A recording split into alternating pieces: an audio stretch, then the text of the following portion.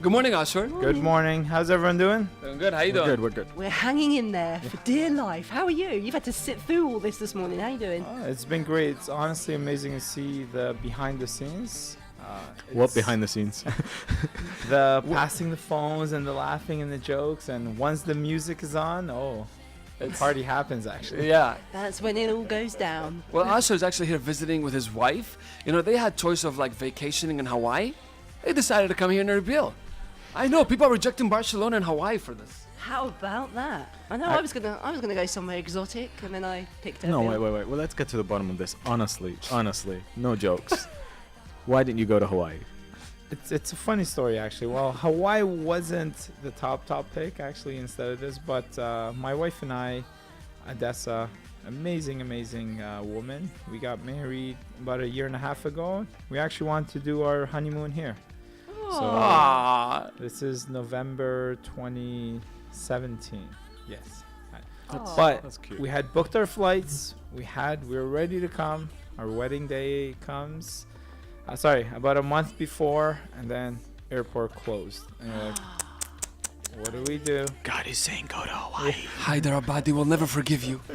No, honestly, it was one of those, and some people are like, you can just wait and chance it. Maybe the airport will open. And my wife's like, we're not chancing our honeymoon. So what happened is, at that time, we unfortunately had to cancel our flights, and we went to St. Lucia instead. But since then, I've been pushing. It's like, no, we have to go. I have a lot of family in Dohok and Semele, and a small village just outside called Sorka.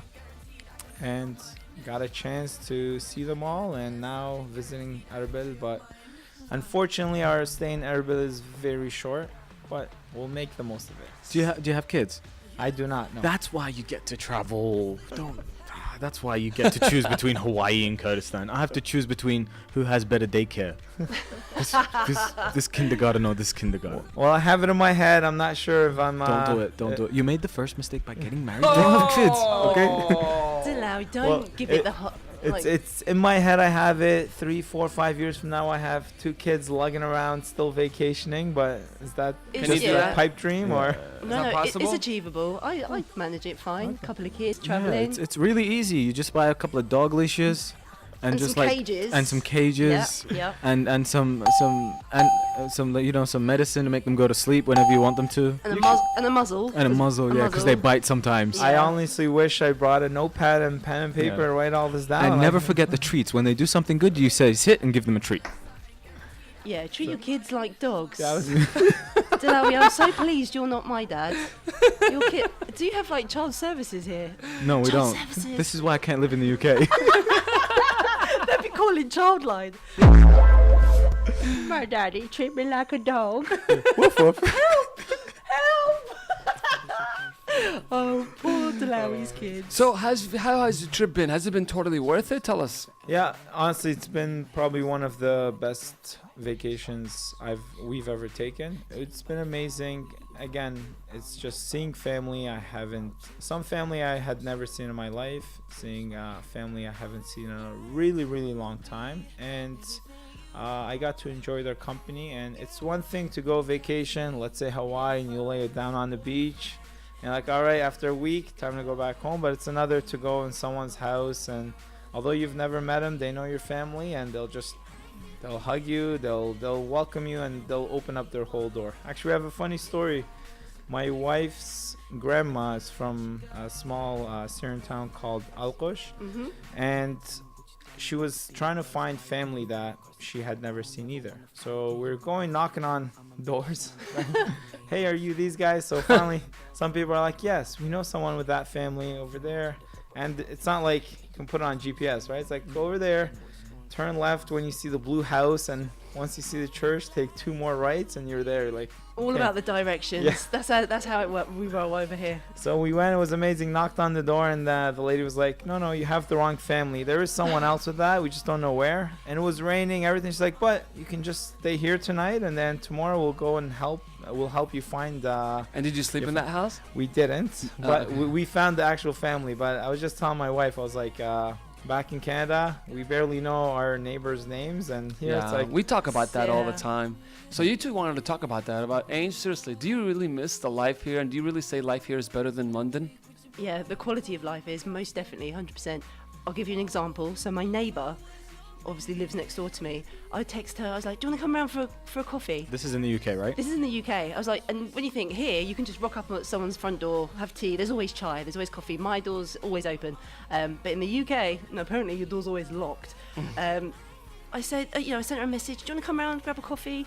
And she's like, no, I'm waiting for a parcel. I was like, okay. Translation of parcel What is into that? normal English is a package. A package. A package that's delivered in the mail is a parcel. I So was like, she basically traded your time for a package. A parcel. How do you feel that that package was more important than you? She could have just come and sat in my house and waited for, we have the same postman. He would have knocked on my door had she have not been in. I just thought, like, why can't, you don't want to come and just get coffee? It's so rigid. People are so rigid there. Yet here, ding dong, come in, chai, tea, baklava, everything. The hospitality here and just that whole open door policy, it's so, like, it's just a breath of fresh air. Yeah. Just being a little bit more relaxed about, just being friends and just being nice to Just people. being yourself. You don't Just have to being pretend to normal, be yeah. some It great is. version of yourself. Yeah. I can't live abroad. I really can't. Especially because they have child services. We- I'll probably go to You keep jail in mentioning- a you keep week. mentioning child services. Yeah, like you can't do anything with your kid there. Like if your kid's on the floor screaming in the middle of a shopping Oh, center, you can't smack that kid. you can't even physically grab him up because someone's like he's abusing his kid, Yeah. and that person never has kids, so they don't know what abusing, like when you're abusing your kid actually looks like. Yeah. Like I feel like I can't do anything with my kid when I'm outside. Like Mira's on the floor like screaming and shouting, and I'm just sitting there like, please stand up, my nice boy. Sit, I'll give you a treat. It doesn't work. It doesn't work at all. So what about you, Ashor? I know it's hard for you because you have a professional life in Toronto. I mean, you have jobs and your wife does too. It's out of the question to actually come back and move here, but don't you want to come visit here more and spend your money here so that our economy is doing better here? I would honestly love to visit more often. Again, it's the most difficult part is taking time off. For me, this is the first time taking 2 straight weeks in 5 years for my work. So, and when I told my family that, they're like, "You're only here 2 weeks. Come for a month and a half." And I was like, if I took a month and a half off work, I'd go back. I'd be like, "Wait, What's this going is on? the same job. I need another month and a half just to get back into it." But I would love to slowly take more time and honestly visit here more often. And Noor, we were talking about it, even lay down some roots here as well. It'd be amazing. This is the land of my forefathers. I was born here. My father was born here, his father, and so on and so forth. We've been here many generations, so it'd be nice to continue to have a presence here at the very least. Well, good luck with that. Hopefully you find that connection, be it whatever, business or anything, and hopefully that will get you coming back here more often. I would love that. And if you can help me, that'd be amazing. Ashor Sworesho, everybody. Let's clap it up for him. Thank you so much. Woo!